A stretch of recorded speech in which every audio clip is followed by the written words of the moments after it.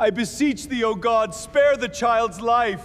Please, our Lord King, rise up from the ground. No, I will not eat or rise. సమయం 2వ గ్రంథము 12వ అధ్యాయము 16 నుండి చూద్దాము. ఇక్కడ యెహోవా ఊరియా భార్య దావీదునకు కనిన బిడ్డను మొత్తినందున అది బహు జబ్బు పడెను. దావీదు ఉపవాసముండి లోపలికి పోయి రాత్రి అంతయు నేలన పడి ఉండి బిడ్డ కొరకు దేవుని బతిమాలగా ఇంటిలో ఎన్నికైన వారు లేచి అతని నేల నుండి లేవనెత్తుటకు వచ్చిరి గాని అతడు సమ్మతింపక వారితో కూడా భోజనము చేయక ఉండెను. వారందరూ భోజనం చేస్తున్నారు కానీ ఆ దావీదు గారు మాత్రం భోజనం చేయలేదు.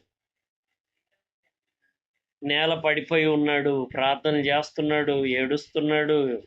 7వ దినమున బిడ్డ చావగా, అంటే ఇంకా అప్పుడు లేచి స్నానం చేసి పాటలు పాడుకుంటూ మరి అత్తరు రాసుకొని మందిరానికి వెళ్ళి ఆరాధించాడు దేవుణ్ణి. మరి ఈ సందర్భాన్ని మనం ఆలోచిస్తే దేవుడు దావీదు ఎంతగా బతిమలాడినా, ఏడ్చినా, నేలను పడి దొరలాడినా భోజనం చేయకుండా ఉపవాసం ఉన్న 7 రోజులు ఆయన ఆ విధంగా విలిపించిన సైతము దేవుడు నో అనేశాడు.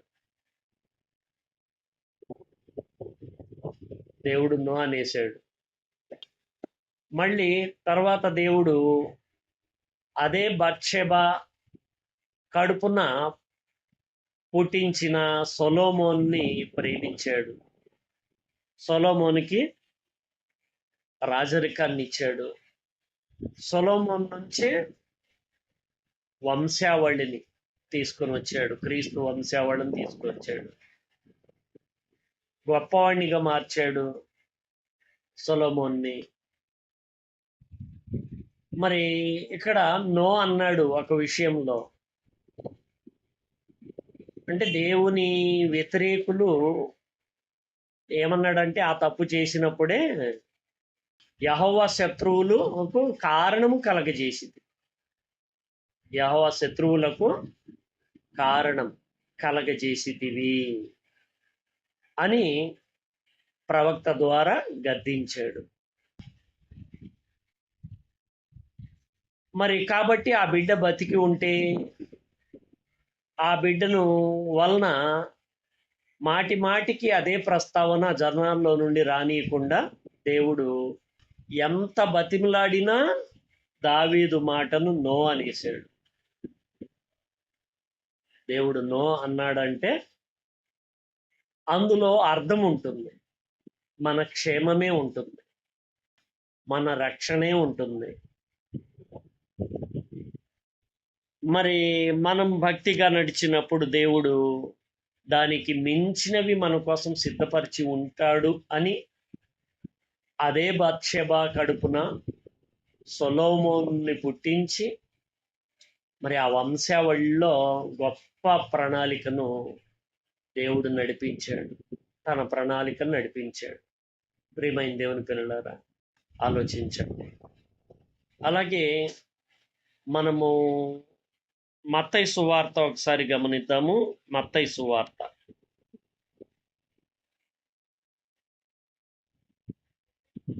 26వ అధ్యాయాన్ని చూద్దాము. మత్తయి సువార్త 26వ అధ్యాయము 53వ వచనం. ఇక్కడ సందర్భం ఏంటంటే మీకు తెలిసిందే, ఇస్కరియోతు యూదా సైనికులతో పాటు వచ్చి యేసుక్రీస్తును ముద్దు పెట్టుకొని, నేను ఎవరిని ముద్దు పెట్టుకుంటానో అతనే యేసు అని వారికి చిహ్నం ఇచ్చి ఉండి యేసుక్రీస్తును పట్టించిన సందర్భంలో పక్కనే ఉన్న పేతురు కత్తి తీసుకొని ప్రధాన యాజకుని దాసుని ముల్కు అనే అతన్ని చెవి నరికేశాడు. అప్పుడు యేసుక్రీస్తు వారు పేతురుని గద్దించి మాట్లాడుతున్న సందర్భం అన్నమాట ఇది. ఈ సమయమున నేను నా తండ్రిని వేడుకొనలేననియు. చూసారా, ఇక్కడ యేసుక్రీస్తే నో అంటున్నాడు. ఇప్పటి వరకు దేవుడే నో అన్న సందర్భాన్ని చూసాము. కానీ ఇక్కడ దేవుణ్ణి ఆయాస పెట్టని వాడుగా, దేవుణ్ణి సంపూర్తిగా అర్థం చేసుకున్నవానిగా యేసుక్రీస్తు సంపూర్ణుడిగా మనకి ఈ భాగంలో కనబడుతున్నాడు. నేను ఈ సమయమున నా తండ్రిని వేడుకొనలేననియు. వేడుకొనిన ఎడల ఆయన 12 సేనా వ్యూహముల కంటే ఎక్కువ మంది దూతలను ఇప్పుడే నాకు పంపడనియు నీవు అనుకొనుచున్నావా అని అన్నాడు. అంటే ఆనాడు గనక యేసుక్రీస్తు దూతల్ని రప్పించి ఉంటే మొత్తము లోకమంతా ఇప్పటికీ కాలిపోతూనే ఉండేది. ఒక దూత బలం మనకు తెలుసు కదా, 185,000 మందిని చంపేసినట్లుగా చడి చప్పుడు లేకుండా హిజ్కియా చరిత్రలో మనకు అర్థమవుతుంది. అలాంటిది 12 సేన వ్యూహముల కంటే అన్నాడు. ఒక వ్యూహానికి 6,000 మంది. ఈ విధంగా చూసుకుంటే 1332 కోట్ల మంది చంపేయగలిగిన శక్తి ఇప్పటికే లేరు అంతమంది ప్రపంచ జనాభా. మరి ఇప్పటికి కాలిపోతూనే ఉండేదన్నమాట. అంత ఖచ్చితంగా జరిగిపోయింది. కానీ ఇక్కడ యేసుక్రీస్తే నో అన్నారు. 54 వచనం, 54లో 54 నేను వేడుకొనిన ఎడల ఇలాగు జరగవలెనను లేఖనము ఏలాగు నెరవేరును అని అతనితో చెప్పారు. ఈ లెక్కన దావీదు గారు కానివ్వండి, మనం కానివ్వండి, భక్తులందరూ కానివ్వండి, నేను వేడుకొనిన ఎడల ఈ లేఖనం ఎలా నెరవేరుతుంది అనే ఆలోచన లేకుండా ప్రార్థనలు చేసిన భక్తులంగా కనబడుతున్నాం మనము. అవునా? అంటే దేవుని మనసు ఖచ్చితంగా ఎరిగిన వాడుగా క్రీస్తు కనబడుతున్నాడు. మనుషులందరూ ఎలా ఉన్నారంటే, ఇలాగు నేను వేడుకుంటే ఈ లేఖనం ఎలా నెరవేరుతుంది అని తాత్కాలిక రక్షణ పొందుకునే కంటే యేసుక్రీస్తు వేడుకున్నట్టయితే ఆ దూతలు వచ్చేసేవాళ్ళు, మొత్తాన్ని స్మాష్ చేసేసేవాళ్ళు. తాత్కాలికంగా కష్టము తీరిపోయేది. యేసుక్రీస్తుకు తాత్కాలికంగా కష్టం తీరిపోయేది, శిలువ మరణం జరిగేది కాదు. దాని ఫలితము ఎప్పటికీ అగ్నిగుండమే కదా, నిత్యాగ్ని కదా. అందుకని యేసుక్రీస్తు వారు ఏం చేశారు? తాత్కాలిక ఆ రక్షణ కంటే శాశ్వతమైన రక్షణ కోరుకున్నారు. ఆ రక్షణ కోసము తాను కష్టము, నష్టము, బాధ, అవమానం, దుఃఖము ఓర్వలేనంతగా పొందినా పర్లేదు అని ఆయన సిద్ధపడిపోయారు.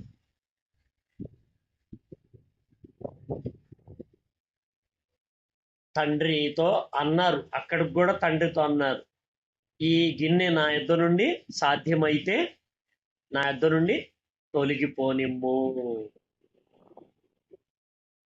తండ్రి ఏమన్నాడు? నో అనేసాడు ఆ సందర్భంలో.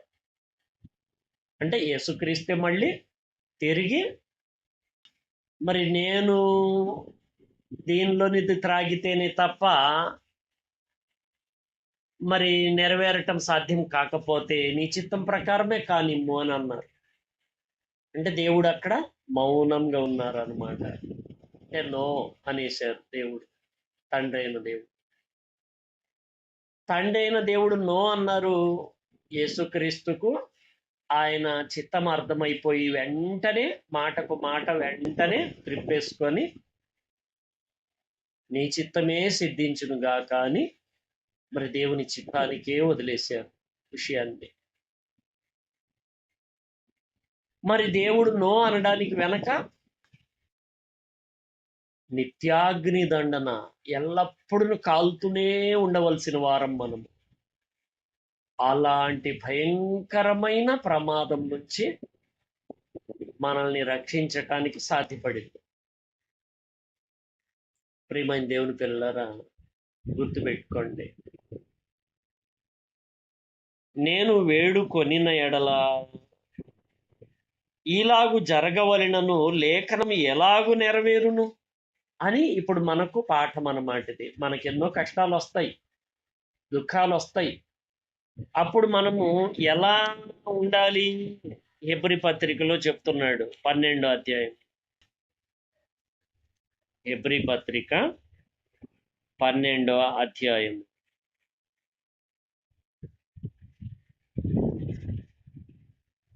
3వ వచనాన్ని చూద్దాము.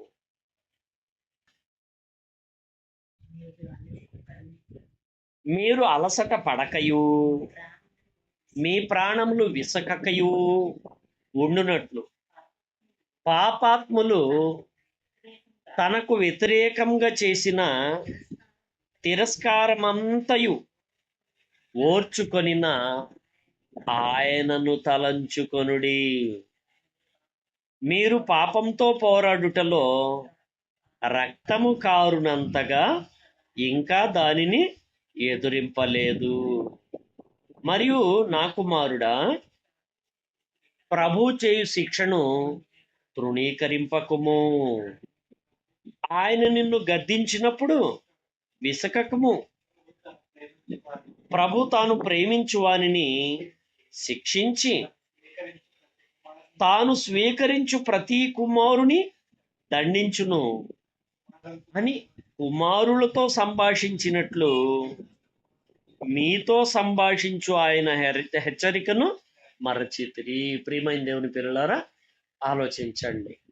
అంటే మనకున్న కష్ట నష్ట బాధ దుఃఖాల్లో మనం బైబిల్లో ఉన్న మాటలను, ఇప్పటి వరకు మనం నేర్చుకున్న పాఠాలను తలంచుకోకుండా, దేవుడా ఇది జరిగించేసి, దేవుడా ఇది కావాలి అని మనము ఏడ్చి, దావీదు గారు వలె మరి ఏడ్చి ఏడ్చి ఉపవాసం ఉండి నేలన పడి దొర్లాడుతూ మనము ఎంత వేడుకున్నా కూడా దేవుడు మన మొర ఆలకించటం లేదని మనం అనుకుంటున్నాము తప్ప, ఆ సమయంలో ఏం జరుగుతుంది? ఆ వచ్చిన కష్టం దేవుడు పంపిస్తేనే వచ్చింది, దేవునికి తెలియకుండా చాటుగా వచ్చింది కాదది. మనకు ఆ రోగమైనా, ఆ కష్టమైనా, ఆ అవమానమైనా, ఆ దుఃఖమైనా, మనం న్యాయంగానే ఉన్నా అవతలోరు అన్యాయంగా మన మీదకి పెట్టినా, ఏదైనా అది ఏదైనా సరే దేవుని సన్నిధి నుంచి దేవుడు పంపేయకుండా వచ్చింది ఏ చిన్నది కూడా లేదు అని ఆ శోధనను ఆ దేవుడిచ్చిన శిక్షగా మనం తీసుకొని దానిని సహించమని, యేసుక్రీస్తును తలంచుకోమని, ఆయన కష్టం నువ్వేం పడ్డావు అని అడుగుతున్నాడు ఆయన. నువ్వేం పడ్డావు? నీ ఆరోగ్యం కోసము, నీ కుటుంబం కోసము, నీ అప్పుల కోసము, నీ కుటుంబ జరుగుదల కోసము, నీ పరువు కోసము నువ్వు కలిగి ఉన్నావు ఈ కష్టాలన్నీ కూడా. కానీ యేసుక్రీస్తుకు వచ్చిన కష్టాలు నీకు వలె, నాకు వలె, మనకు వలె వచ్చినాయి కాదు కదా అని హెబ్రీకర్త చెప్తున్నాడు అన్నమాట. అంటే మనకొచ్చిన కష్టాల్లో మనం దేవుణ్ణి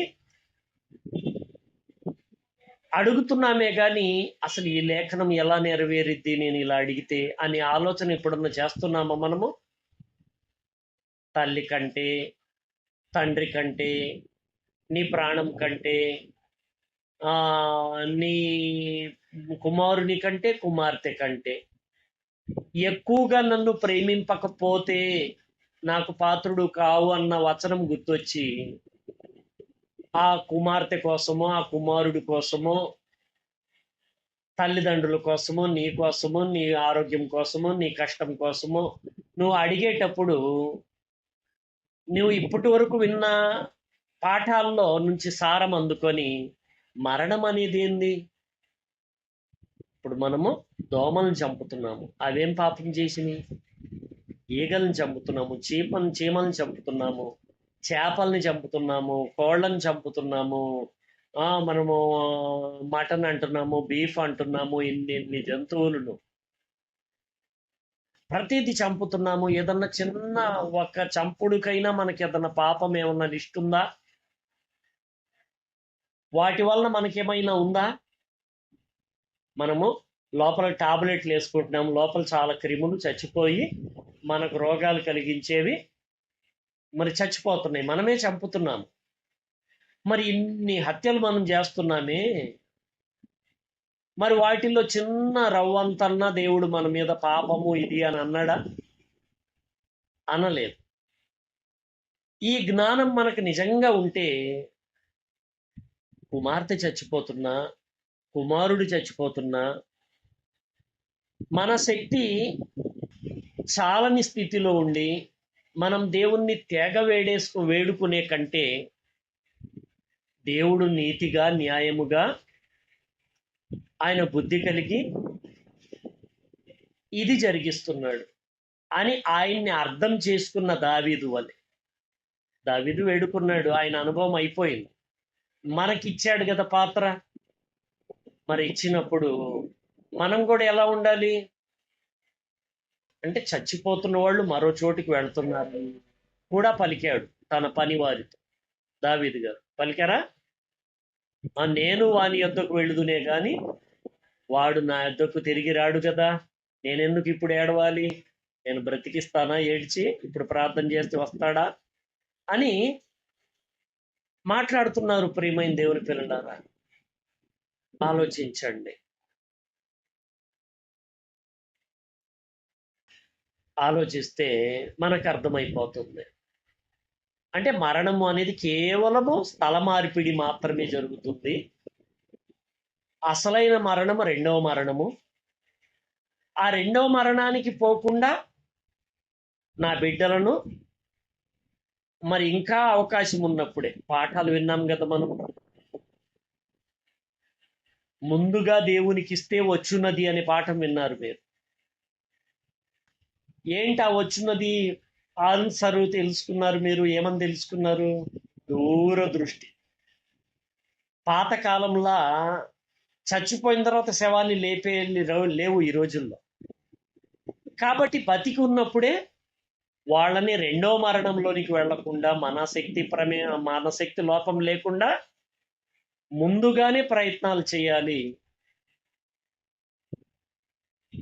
ఇంకా రోగం రాకమునుపు దేవుణ్ణి మనము అనుసరిస్తూ, లోపాలని గమనించుకుంటూ, మన దగ్గరికి దేవుడు తెచ్చిన ఆలోచనలను ఉపయోగించుకొని ఆ వైద్యం జరిగించుకొని హిచ్కియా వలె పుండుకు అంజూరపు ముద్దను తెప్పించి కట్టించుకున్నట్లు ఇలా దేవుడు మన ముందర ఏదన్నా పెట్టాడు అనంటే పరిష్కారం పొందుకుందాము.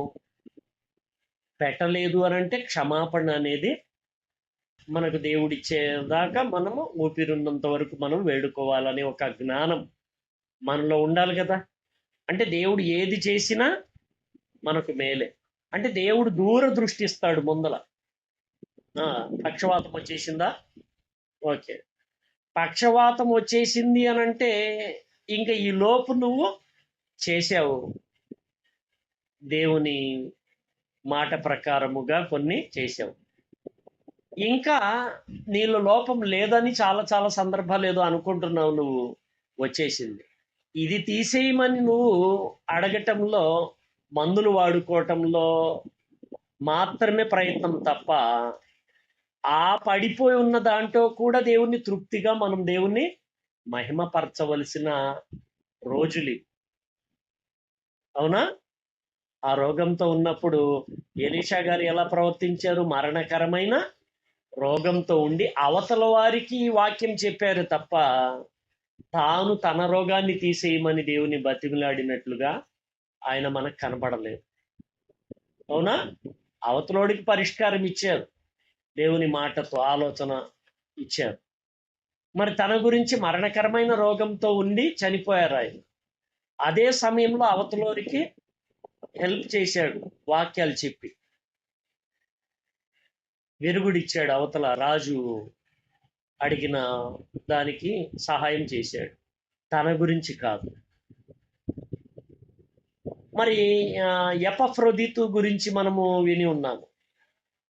అతను రోగి అయి పడిపోయి ఉన్నాడు. సంఘం యొద్దకు వెళ్ళి పరిచర్య చేయాల్సిన స్థితిలో అవతల వారిని చూడాలి, వాళ్ళకు వాక్యాలు చెప్పాలి అనే ఒక ఆలోచనతో ఉన్నాడు. పౌలు గారు కూడా దుఃఖపడుతున్నారు. ఎందుకు? ఆ పరిచర్యలో అతన్ని నేను పంపించలేకపోయాను కదా అన్నాడు.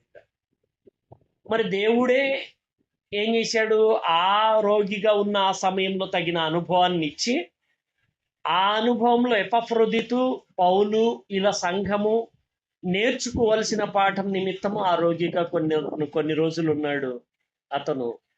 ఆ తర్వాత ఆరోగ్యం పొందుకొని మళ్ళీ ఆ వెళ్ళవలసిన ఆ పరిచర్య చోటుకి వెళ్ళి పరిచర్య చేసేసాడు. మరి తెలుసుకున్నాం.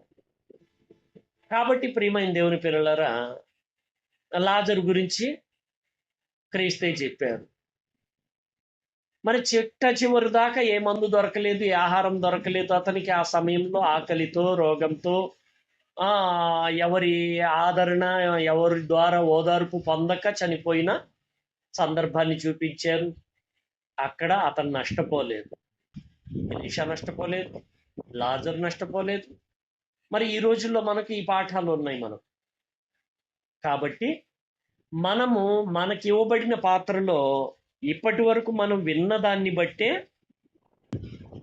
మనం గ్రహించిన దాన్ని బట్టి మనం ముందుకు నడవాలి. అర్థమైందా? ఆ విధంగా మనం ముందుకు సాగాలి ప్రియమైన దేవుని పిల్లలారా. దేవుడు నో అన్నాడు అనుకోండి, అందులో క్షేమం ఉంది అనేది ఒక ఆలోచన పెట్టేసుకోవాలి తప్ప, దేవుణ్ణి మాత్రం బయటికి అపార్థం చేసుకోం మనం. కానీ మన తలంపులు, మన నిరాశలు, మన మరి నిస్పృహలు, అవతలోరికి మనం చింతలా కనపడటము, మరి ఇలాంటివి మనము అవతలోరికి తెలిసిపోతూ ఉంటాము. వారు మనల్ని చదివేసుకుంటూ ఉంటారు పత్రికల్లా. మనం ఎలా కనపడుతున్నాము?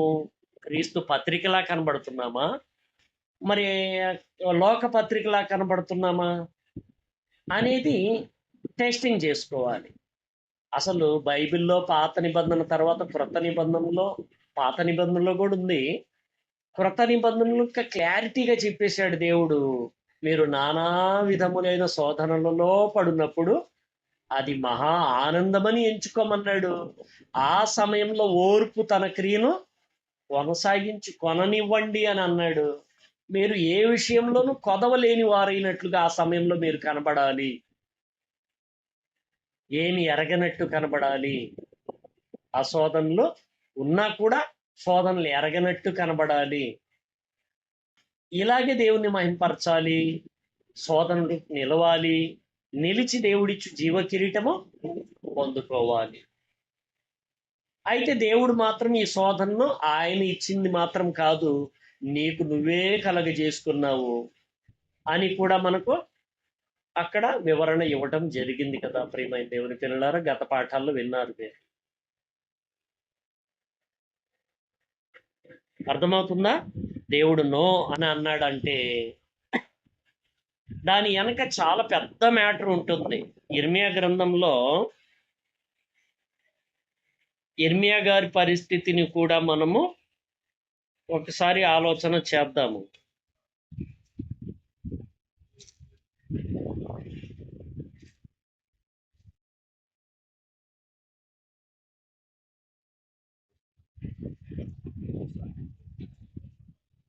యిర్మీయా గ్రంథాన్ని ఒకసారి మనము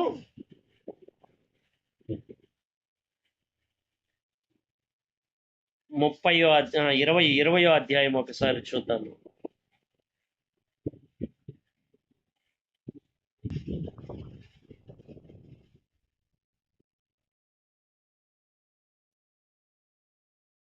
ఏడవ వచనం నుండి చూద్దాము. యెహోవా, నీవు నన్ను ప్రేరేపింపగా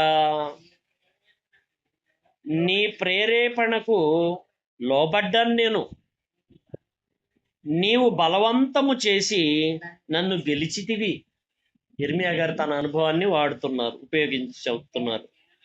నేను దినమల్లా నవ్వుల పాలైతిని, అందరూ నన్ను ఎగతాళి చేయుదురు. ఆయన అనుభవాల్ని మనకు వివరిస్తున్నాడు. చూడండి, ఈ అనుభవాలు చదువుకున్నంత తేలిగ్గా ఉంటాయా? మరి అందరూ ఎగతాళి చేస్తున్నప్పుడు ఆ సమయం మనం గడిచేటప్పుడు మనకు ఎలా ఉంటుంది పరిస్థితి? దేవుడే నాకు తోడు ఉంటే ఇదంతా ఏంటి అనిపించిద్దా?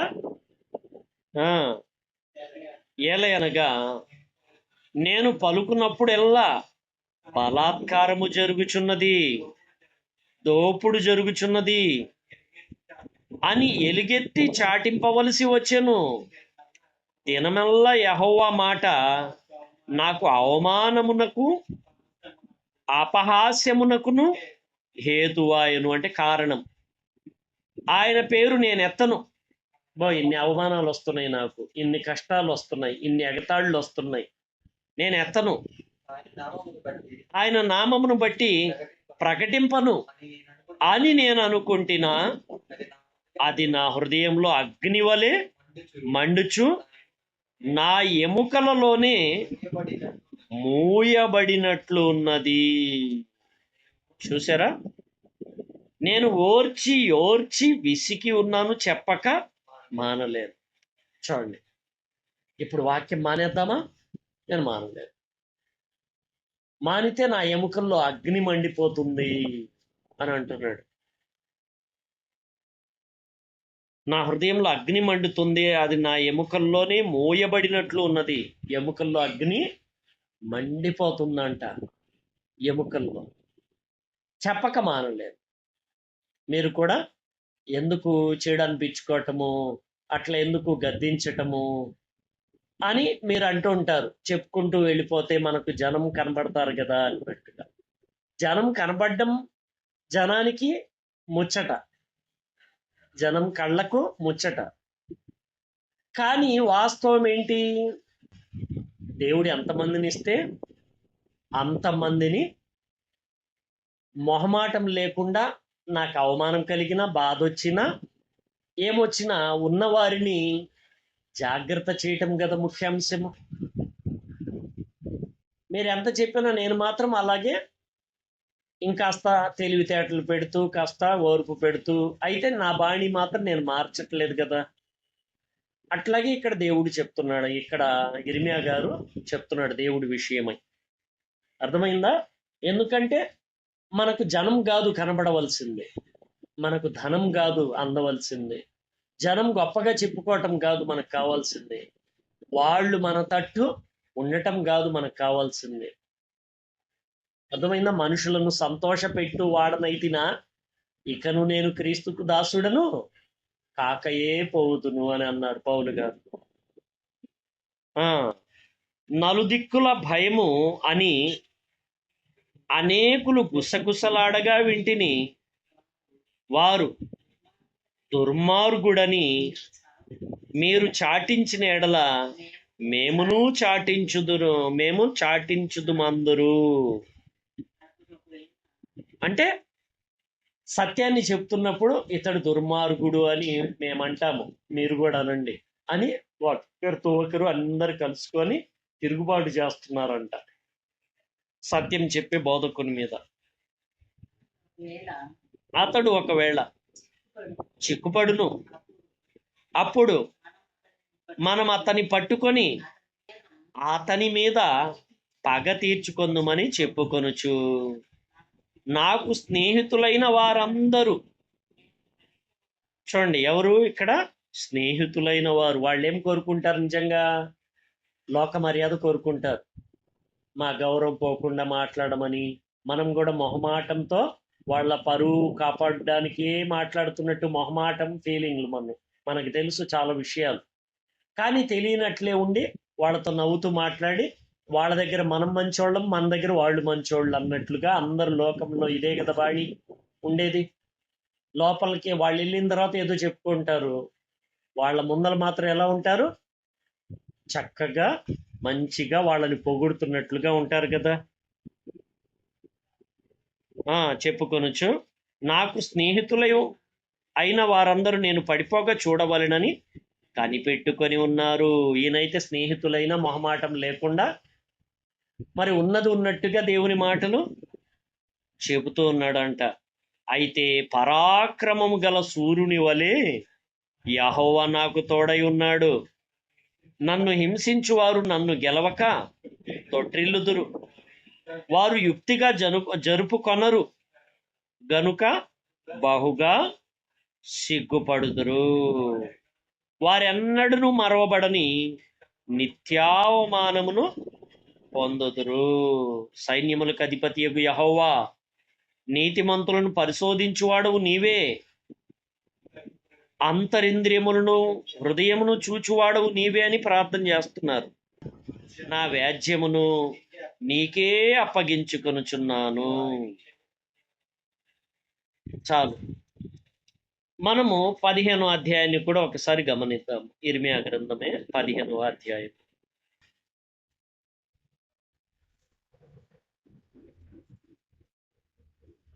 పదో వచనం నుంచి చూద్దాము. అయ్యో నాకు శ్రమ, నా తల్లి జగడమాడు వానిగాను దేశస్థులందరితో కలహించు వానిగాను నీవేళ నన్ను కంటివి. అందరూ నాకు యాంటీ అయిపోయారు, ఏంటి నా బాధ అని ఏడుస్తున్నాడు. వడ్డీకి నేను బదిలీయలేదు. వాస్తవానికైతే వడ్డీలకి ఇచ్చినప్పుడు తీసుకునేప్పుడు చక్కగా తీసుకుంటారు, మరి ఇచ్చేటప్పుడు మనల్ని శత్రువులుగా కదా వాళ్ళు చూసేది. ఆల్రెడీ అంతా జరిగేది ఇదే చెప్తున్నాడు. నేను వడ్డీకి ఇవ్వలేదు, వారు నాకు బదులు ఇచ్చిన వారు కారు. వాళ్ళ దగ్గర నేను అప్పు తీసుకోవాలా, నేను వాళ్లకు అప్పుగా ఏమీ ఇవ్వలేదు. అయినను వారందరూ నన్ను శపించుచున్నారని దేవుడికి ప్రార్థన చేస్తున్నాడు ఏడుస్తూ. అందుకు యెహోవా దేవుడు ఏమంటున్నాడు చూడండి, నిశ్చయముగా నీకు మేలు చేయవలెనని నేను నిన్ను బలపరుచుచున్నాను. చూసారా, అంటే మన కష్టకాలము దేవుడు ఏమంటున్నాడు, నువ్వు కష్టాలు పడుతున్నానని నువ్వు అంటుంటే నేను నో నో నో అని ఎందుకు అంటున్నాను నేను? దేవుడు నో అన్నాడంటే ఆయన బలపరుస్తున్నాడు. మొదటి భాగంలో చెప్పుకున్నాం కదా మనము, ఆయన నో అన్నాడు. మనకున్న ఈ కష్టాల్లో ఏం జరుగుతుంది, మనం మర్చిపోతాం. మాట వెనక మాటే మర్చిపోతూ ఉంటాం. మనం మాట చెప్పిపోతూ ఇంకోళ్ళు గబాలు మాట్లాడితే మనం ఏం మాట్లాడాము మనకే గుర్తుండదు. మాట వెనక మాటే మర్చిపోయే గుణం మనది. అలాంటిది ఎన్ని రకాల పొరపాట్లు తప్పులు దేవుడు అన్నిటినీ గుర్తు పెట్టుకుంటాడు. మరి ఎక్కడికి పోతాయి? ఇప్పుడు రికార్డ్ చేశామనుకోండి, ప్రతి పలుకు ఒక్కటి మారదు కదా రికార్డింగ్లో, అవునా? మరి ఈ రికార్డర్ అని ఈ పరికరం కంటే గొప్పవాడు కదా దేవుడు. మరి దేవుడు మన మాటలన్నీ వింటూ ఉంటాడు, మన తలంపులే చూస్తూ ఉంటాడు. మన మాటలు అవసరమైనప్పుడే మాట్లాడతాము, అనుకూలమైనప్పుడే మాట్లాడతాము. మనకు అనుకూలం లేక లోపల నుంచి బయటికి రాని మాటలు ఎన్ని లోపల ఉండిపోతాయి. మనకు ఎన్ని ఉద్దేశాలు ఉండిపోతాయి, ఎన్ని మరుపులు, ఎన్ని మాట్లాడలేక లోపల అవకాశం లేక మళ్ళీ మొహమాటంతోనూ భయముతోనూ బెదురుతోనూ లోక మర్యాదతోనూ ఎన్నెన్ని లోపల ఆపుతూ ఉంటామో ఎన్ని. మరి వాటిల్లో అవివేకము కూడా దేవునిలో రికార్డ్ అయిపోయింది కదా, అవునా? మరి ఇదంతటికీ ఆయన ఏం చేయాలి, ఆ చెత్తను కాల్చేయాలి. కాల్చాలంటే మరి ఆయన ఒక ప్రాసెస్ పెట్టాడు, క్రీస్తు యొద్ద క్షమాపణ పెట్టాడు. ఆ క్షమాపణ పొందాలంటే ఒప్పుకోవాలి కదా మనము. ఒప్పుకోవాలి కదా, క్షమించమని అడగాలి కదా. తెలిసిన దానిని కదా మనం ఆరాధించాలి. మరి ఎన్ని ఒప్పుకోవటం లేదు, మనం ఎన్ని మర్చిపోయాము. తెలియక వారు దుర్మార్గ పనులు చేయుదురు అని అన్నాడు. మరి ఇలాగ అన్నిట్లోనూ అన్ని కాల్చాలి కదా, ఆ చెత్త కాల్చాలి. మనకు తన స్వరూపాన్ని ఇవ్వాలి దేవుడు. మనకు తన స్వరూపం మనం నిద్రపోతుంటే ఇచ్చేస్తాడా? మనం నిద్రపోతుంటే మన అమ్మ నాన్న వాళ్లే మనకు స్నానం చేయించి, వాళ్లే మనకు బ్రష్ చేయించి, స్నానం చేయించి, వాళ్లే మనం నిద్రపోతుంటే వాళ్లే మన నోట్లో పెట్టి, వాళ్లే మరి నోరు పట్టుకొని, వాళ్లే ఈ దవడలు రెండు ఇట అమ్ముతూ, అంటే మనం చేత వాళ్లే నమలిస్తారా? పావును ఇట్ట అంటున్నాడు అవునని. అంటే ఒక ఈ దవడ తీసుకొని ఈ పళ్ళు రెండు ఆ ఆహారం మధ్యలో ఇట ఒత్తి ఏమన్నా మిషన్, అంటే మిక్సీలో వేసినట్టు, గ్రైండర్లో వేసినట్టు, ఏదో ఒక మిషన్లో వేసినట్టు వాళ్ళు ఏమన్నా చేయించగలుగుతారా? అంటే స్వయం ఆసక్తి మనలో ఉండాలి కదా. ఈ అనుభవాలు దేవుడు మనకి ఇచ్చాడు అని అంటే, మరి అమ్మలాగా మారిపోతున్నావు నువ్వు, నాన్నలాగా మారిపోతున్నావు, నువ్వు దేవునిలా మారాలి కదా. మరి దేవునిలా పరలోకంలో మరి దేవుని సంతోషాన్ని నువ్వు అనుభవించాలంటే, నీలో స్వయం ఆసక్తి అనేది ఒకటి పుట్టాలంటే, నీకై నువ్వు క్రీస్తు యొద్ద క్షమాపణ పొందాలంటే, నీకై నువ్వు నీ లోపల ఉన్నది నువ్వు కాల్చాలి కదా. నీ వంతుగా నువ్వు కాల్చాలి కదా. మరి నీకొచ్చిన ఈ కష్టాలు, నష్టాలు, బాధలు, దుఃఖాల్లో నువ్వు సహింపగలిగినంత నువ్వేం చేయాలి? సహించాలి. ఈ శోధన మహా ఆనందం అనుకోవాలి. దేవుని యొద్ద నుండి బయలుదేరి వస్తుంది ఆ శోధన అనేది ఒక స్పష్టత నువ్వు కలిగి ఉండాలి. దేవుడికి మరుగైనది ఏ చిన్నది కూడా లేదని నువ్వు పసిగట్టేసేయాలి. నీ భక్తిని నువ్వు ఆ శోధన కాలంలోనే నువ్వు యోబులా ప్రచురించగలగాలి. చూడండి, యోబు దగ్గర జరిగింది. ఆనాడు ఫోన్లు లేవు, లైట్లు లేవు, టెక్నాలజీ ఏమీ లేదు, కనీసం పెన్ను పేపర్లు కూడా లేవు ఆ రోజుల్లో. మనలాగా పుస్తకాలు కూడా ఇలా లేవు. మరి చర్మపు కాగితాలని, ఇంకా చెట్ల బెరళ్ళని ఆ విధంగా ఉపయోగించుకునే కష్టకాలం అది. అయినా కూడా దాచబడిందా అతని త్యాగము? చీకట్లు జరిగినట్టు జరిగింది అతనిది.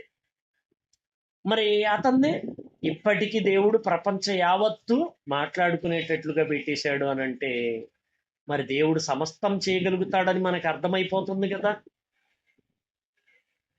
ఈ లోక టెక్నాలజీ కంటే గొప్పతనం దేవుడిదిగా మనకు అర్థమైపోతుంది కదా.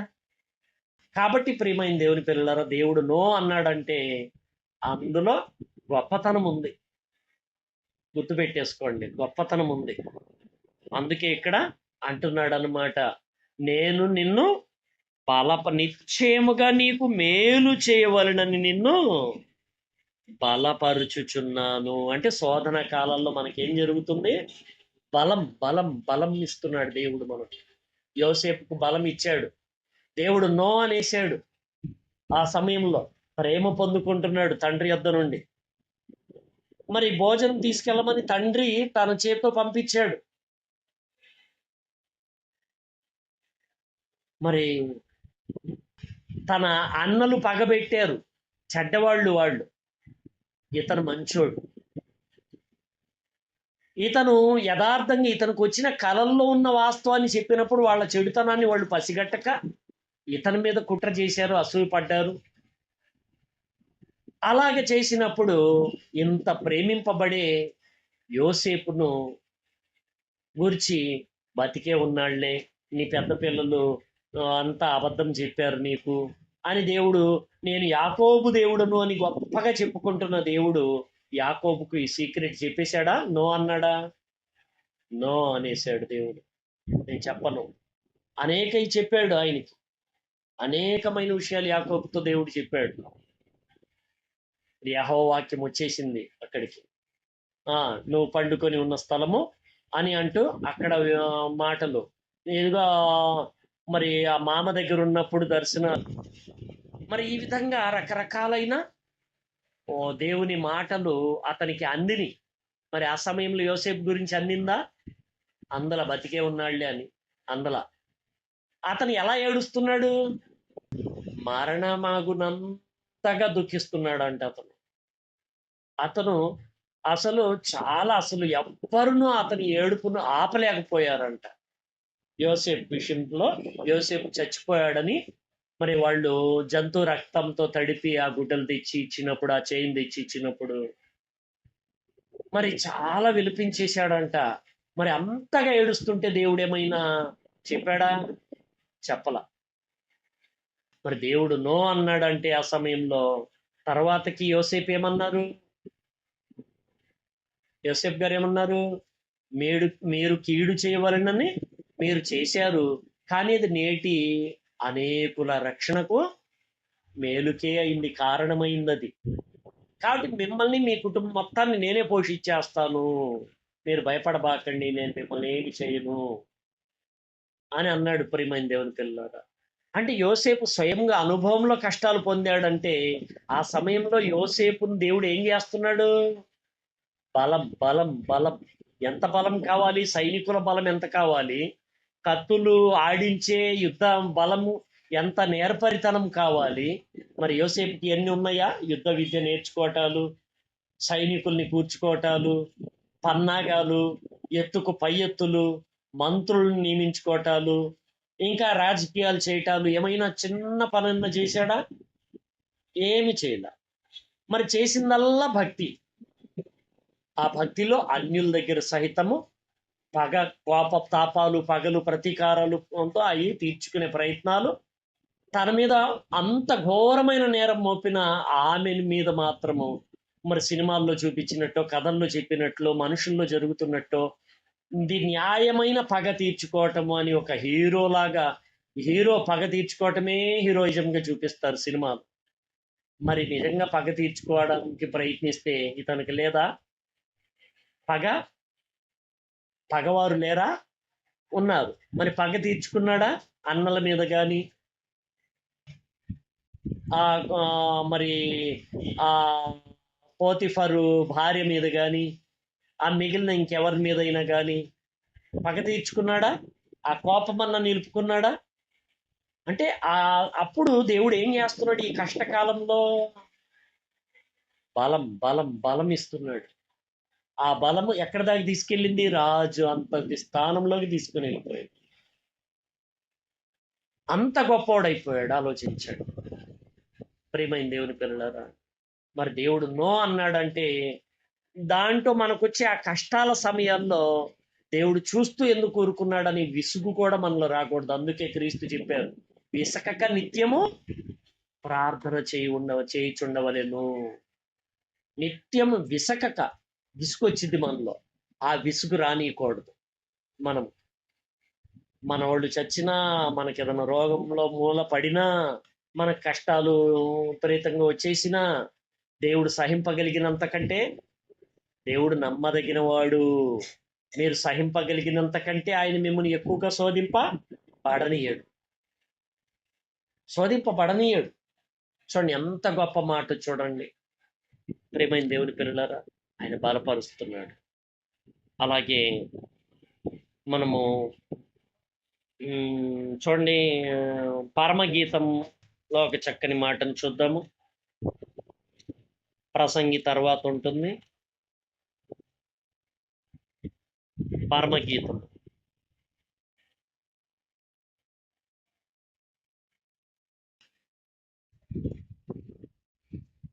ఐదో అధ్యాయము, పరమగీతం 5వ అధ్యాయము 2వ వచనాన్ని చూద్దాం.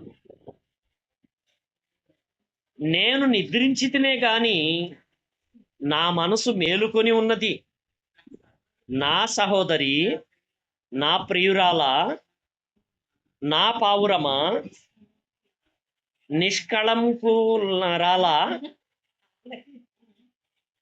నిష్కళంకురాల ఆలకింపుము. నా తల మంచుకు తడిసినది, నా వెంట్రుకలు రాత్రి కురియు చినుకులకు తడిసినవి. నాకు తలుపు తీయుమని, నాకు తలుపు తీయుము అనుచు నా ప్రియుడు వాకిట తట్టుచున్నాడు. అంటే ఎవరైనా? యేసుక్రీస్తు. ఎవరు మాట్లాడుతుంది? ప్రియురాలు ఎవరు? సంఘం. చూడండి, తడుతున్నాడంట. ఇదిగో నేను తలుపు యొద్ద నిలుచుండి తట్టుచున్నానని ప్రకటన గ్రంథంలో మనకుంది కదా. అలా తడుతున్నాడంట. నేను వస్త్రము తీసివేసి తిని, నేను మరలా దాన్ని ధరింపనేలా నేను నైట్ డ్రెస్లో ఉన్నాను, నేను ఇంట్లోపలే ఉన్నాను, ఈ టైంలో ఏంది అని బద్దకించిందంట సంఘము క్రీస్తు వచ్చినప్పుడు. నేను వస్త్రం తీసివేసి తిని అంటే ఇక్కడ ఎవరినో అంటున్నారు? భక్తులు ఏమంటున్నారు? క్రీస్తు వచ్చి తలుపు తడుతూ ఉంటే బద్దకిస్తున్నారు. నేను వస్త్రం తీసివేసి తిని, నేను మరలా దాన్ని ధరింపనేలా నా పాదములు కడుగుకొంటిని, నేను మరలా వాటిని మురికి చేయనేలా. ఇంకా మంచం నుంచి దిగితే మళ్ళీ కాళ్ళు పాడైపోతే ఎప్పుడు నీట్గా శుభ్రం చేసుకొని మంచం ఎక్కున్నానని ఒక ఫీలింగ్లో ఉంటారు కదా. తలుపు సందులో నా ప్రియుడు చెయ్యి ఉంచగా నా అంతరంగము అతని ఎడల జాలికొనెను. నా ప్రియునికి తలుపు తీయ లేచి తిని, లేటుగా లేచిందంట సంఘం. నా చేతుల నుండి నా వ్రేళ్ల నుండి జటామాంసి గడియల మీద స్రవించెను. నా ప్రియునికి నేను తలుపు తీయనంతలో అతడు వెళ్ళిపోయాను. అవకాశాలు పోయినాయి అంట. ప్రభువు మిమ్మును దర్శించిన కాలమున మీరు ఆయన్ను ఎరగక ఉంటిరి. అయ్యో, ఇప్పుడు మీరు మీ దినమందైనను సమాధాన సంబంధమైన సంగతులను నీవు తెలుసుకునేడల నీకెంతో మేలు, కానీ అవి ఇప్పుడు నీ కంటికి మరుగు చేయబడి ఉన్నవి అని లూకాసు వార్తలు విన్నారు కదా గత పాఠాల్లో మీరు. యెరూషలేమును గురించి క్రీస్తు మాట్లాడిన సందర్భాలు. ఇప్పుడు ఏం జరుగుతుందో చూడండి. అతని మాట వినుట తోడనే నా ప్రాణం సొమ్మసిల్లెను, నేను అతన్ని వెతికినను అతడు కనబడకపోయెను, నేను పిలిచినను అతడు పలకలేదు. ముందర నో అని ఎవరన్నారు? భక్తుడు. ఇప్పుడు నో అని ఎవరు అంటున్నారు? దేవుడు. ఎంత ప్రార్థించినా అని అర్థం అన్నమాట ఇది. పలుకలేదు. పట్టణంలో తిరుగు కావలి వారు నాకెదురుపడి నన్ను కొట్టి గాయపరిచిరి. అంటే కొన్ని కష్టాలు వచ్చేసినాయి. కష్టాలు, నష్టాలు, బాధలు మన జీవితంలో. ప్రభువా అని మనం అంటున్నాం, కానీ సమాధానం విరుగుడుగా ఏమీ కనపట్లా. ప్రాకారం మీద కావలి వారు నా పై వస్త్రమును దొంగలించిరి. యెరూషలేము కుమార్తెలారా, నా ప్రియుడు మీకు కనబడిన ఎడల. ఈ వచనానికి అర్థం ఏంటో మీరు చెప్పరా? ఎలా ప్రార్థన చేయాలో దేవుణ్ణి ఎలాగా అని అడుగుతూ ఉంటారు. తర్వాత నాకు పాస్టర్ గారు కొద్ది ప్రార్థన చేయండి అంటుంటారా? మరి అడుగుతూ ఉంటారు, అందరిని అడుగుతూ ఉంటారు ప్రార్థన చేయమని. ప్రేమాతిశయము చేత నీ ప్రియురాలు మూర్ఛిల్లెనని మీరు అతనికి తెలియజేయునట్లు నేను మీ చేత ప్రమాణము చేయించుకుందును. వాళ్ళు అడుగుతున్నారు, ఇంకా స్త్రీలలో అధిక సుందరి వగుదాన ఎప్పుడు ప్రార్థన వాక్యం అంటావుగా నువ్వు అంటారన్నమాట అవతరోళ్ళు. వేరు ప్రియుని కన్నా నీ ప్రియుని విశేషమేమి అంటే, నువ్వు సత్యం వింటున్నావు కదా, అసత్యంలో ఉన్నోళ్ళు ఉంటారు కదా, మా సంఘానికి అంటే అక్కడికి వెళ్ళడం ఏంటి అని మనల్ని అడుగుతుంటారు. చూడండి, అడుగుతుంటారా? అలాగే వీళ్ళు అంటున్నారు అనమాట. వేరు ప్రియుని కంటే నీ ప్రియుని విశేషమేమి? నీవు మా చేత ప్రమాణం చేయించుకొనుటకు వేరు ప్రియుని కన్నా నీ ప్రియుని విశేషమేమి? అంటే ఆ సంఘం కంటే ఈ సంఘం ఏంటి, ఆ మతం కంటే ఈ మతం గొప్పతనం ఏంటి, మా పూజల కంటే మీ ప్రార్థనలు ఏంటి, గొప్పతనం ఏంటి అని అడుగుతుంటారు కదా జనాలు. ఆ నా ప్రియుడు ధవళవర్ణుడు, రత్నవర్ణుడు, 10,000 మంది పురుషులలో అతన్ని గుర్తింపవచ్చును. చూడండి, అంటే అతను ఒక్కడే 10,000 మంది చేసే పరిశుద్ధమైన పని అతను ఒక్కడే చేస్తాడు అన్నట్లుగా పలుకు సమాధానం వస్తుంది. అర్థమైందా? 10,000 మంది బోధకులు చెప్పే మాట కంటే పరిశుద్ధులు 10,000 మంది చేసే పరిశుద్ధమైన క్రియల కంటే ఇతడు ఒక్కడే అంతటి గొప్పవాడు అన్నట్లుగా ఇక్కడ సమాధానం వస్తుంది మనకు. అర్థమైందా? 10,000 మందిలో కొంచెం కొంచెం కొంచెం కొంచెం పరిశుద్ధత ఏరితే 10,000 మందిలో కూడబెట్టుకుంటే ఎలానో అలా అని అంటుంది అనమాట. అంటే ఇక్కడ మనకేమర్థమైంది? ఆ, దేవుడు నో అనడానికి ముందర ఎవరు నో అన్నారు? భక్తులు. భక్తులు నిర్లక్ష్యము, బద్ధకము చేశారు. ఆ తర్వాత ముంచుకొచ్చేసిన తర్వాత మనకు ఇందాక అనుకున్నామే, ముందుగా దేవుడికి ఇస్తే వచ్చున్నది అంటే డబ్బు కాదు, ముందుగా దేవుడికి ఇస్తే అంటే మనసు. మనం ముందుగా అంటే ఇంకా కష్టాలు రాకమునిపే, బాధలు రాకమునిపే, ఇంకా మన పరిస్థితి దారుణంగా మారకమునిపే, ఈ యవ్వనం బయటికి పోకమునిపే, ఆ మునిపే దేవుడికి మనం ఇచ్చేసామనుకోండి, సమర్పించుకున్నాం అనుకోండి, అప్పుడు మనకేమొస్తుంది? దూరదృష్టి వస్తుంది. అంటే ఆ ముసలితనంలో వచ్చే కష్టాల్ని ఇప్పటి నుంచే మనం వేడుకున్నట్లుగా, దేవుడా నీకు మహిమనిచ్చే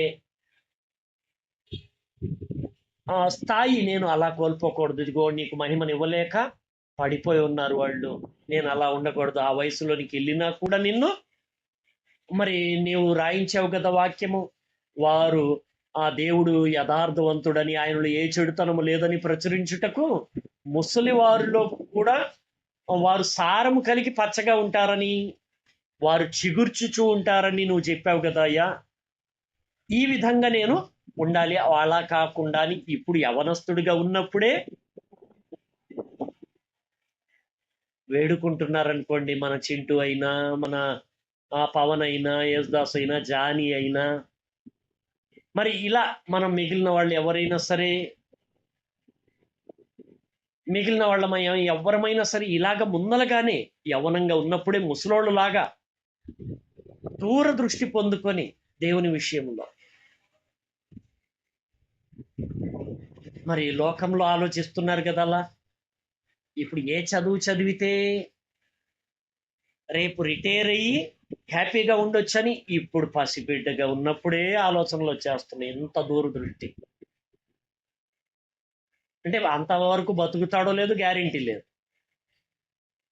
మరి లోకం విషయాల్లో భవిష్యత్ అంటూ దూరదృష్టి అంటూ పెట్టుకుంటున్నారు, కానీ యవనస్తుడుగా ఉన్న భక్తుడు ఆ చిగుర్చుదురు అనే ఆ మాట దేవుడు ముసలితనం ముందు గురించి మాట్లాడాడు కాబట్టి ఇప్పటి నుంచి నేను ప్రిపేర్ అవ్వాలి కదా అని దూరదృష్టి పొందుకునే ప్రయత్నాల్లో బద్దకించకుండా ఉంటున్నారా అనేది గమనించుకోవాలి. పరమగీతంలో మనం ఇప్పుడు చెప్పుకున్న విషయాన్ని బట్టి అర్థమవుతుందా? ఇప్పుడే ముందు చూపు ఉండాలి, ముందు జాగ్రత్తలు ఉండాలి. అలాగే విలాప వాక్యాల్లో ఒక మాట చెప్పుకొని ఈ పాఠాన్ని ముగించేసుకుందాం. విలాప వాక్యాలు 3వ అధ్యాయం.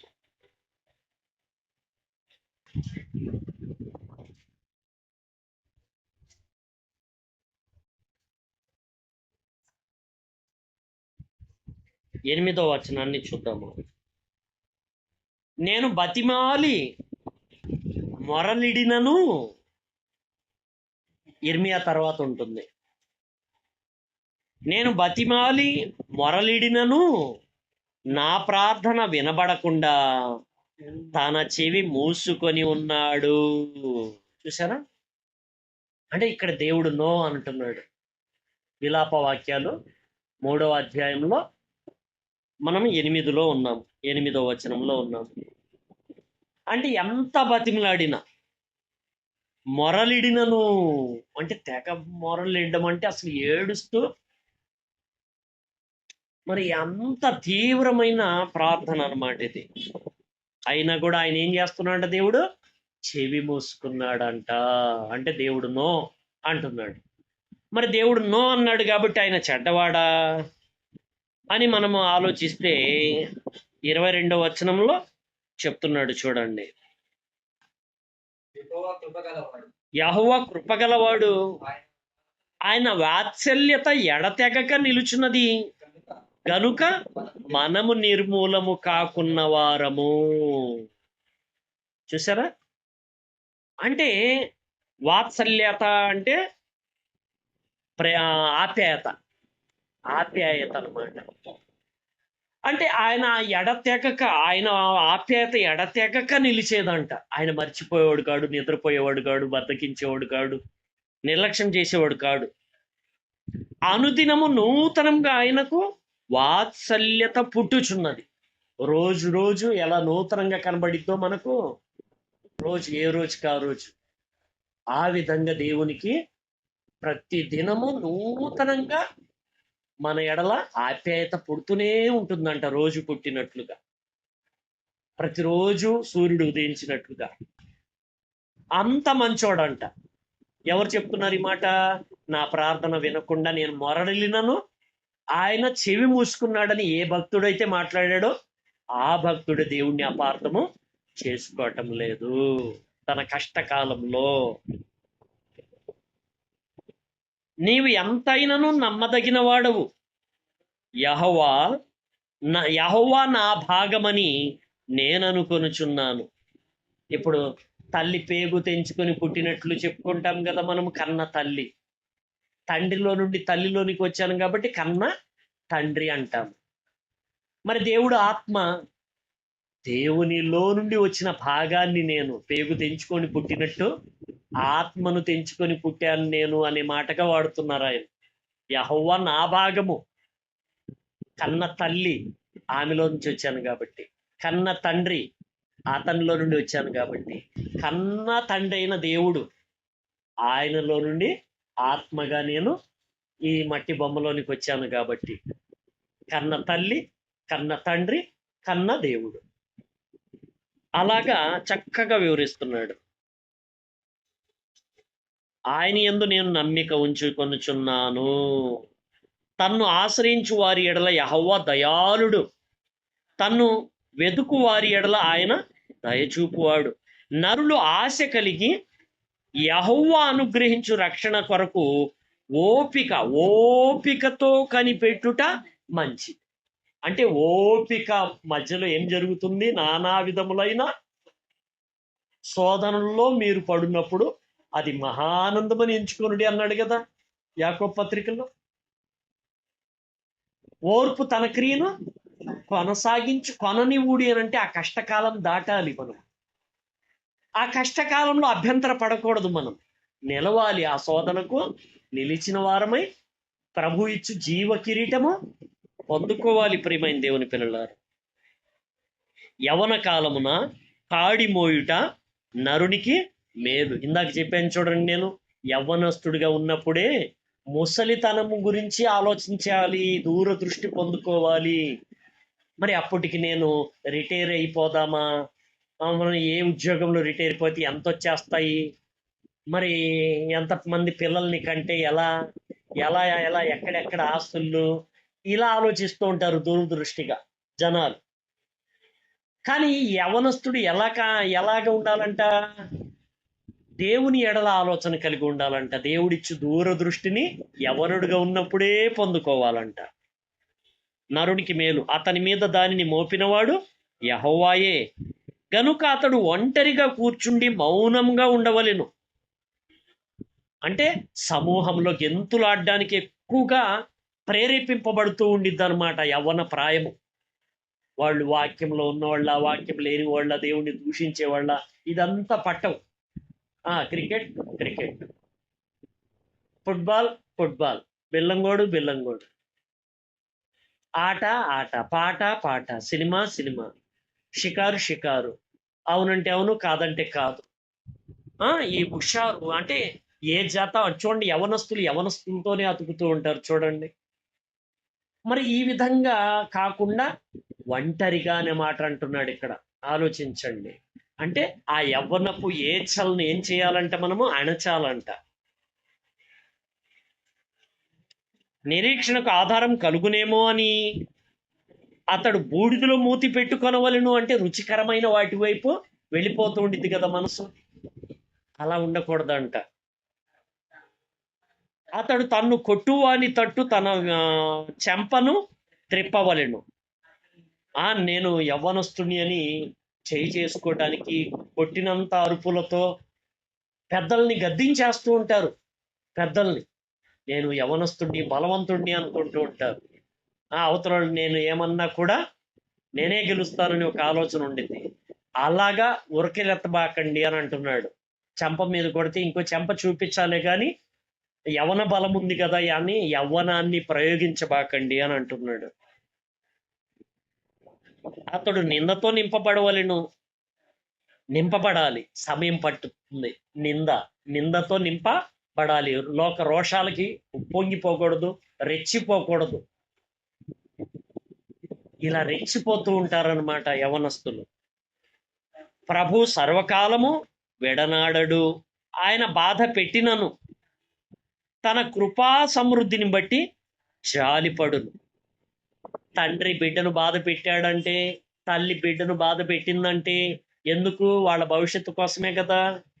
అలాగనమాట దేవుడు కూడా హృదయపూర్వకంగా ఆయన నరులకు విచారమునైనను బాధనైనను కలుగజేయుడు. అర్థమైందా?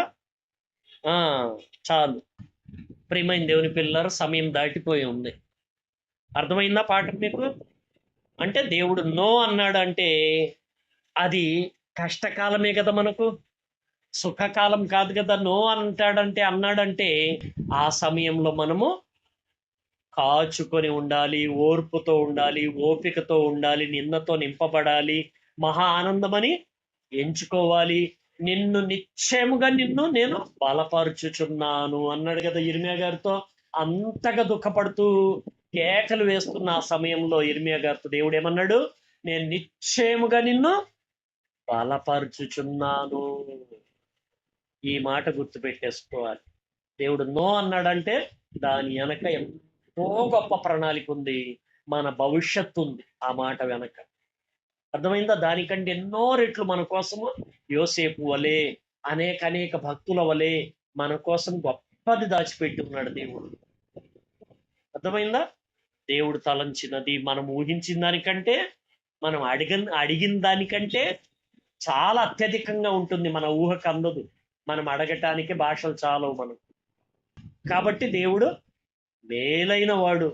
కన్నులు మూసుకోవచ్చు మనం. నీతి అనే మైమరుపు తొడుక్కోమన్నాడు. అసలు నిన్ను నువ్వు మర్చిపో అని అన్నాడు. అంత నమ్మకస్తుడు దేవుడు అన్నాడు. ఓకేనా? ఇంతటి కార్యక్రమాన్ని ముగించుకుందాము. మన మధ్యనున్న మాధవి గారు ముగింపు ప్రార్థన చేయవలసిందిగా ప్రభు పేరిట ఆహ్వానిస్తున్నానండి.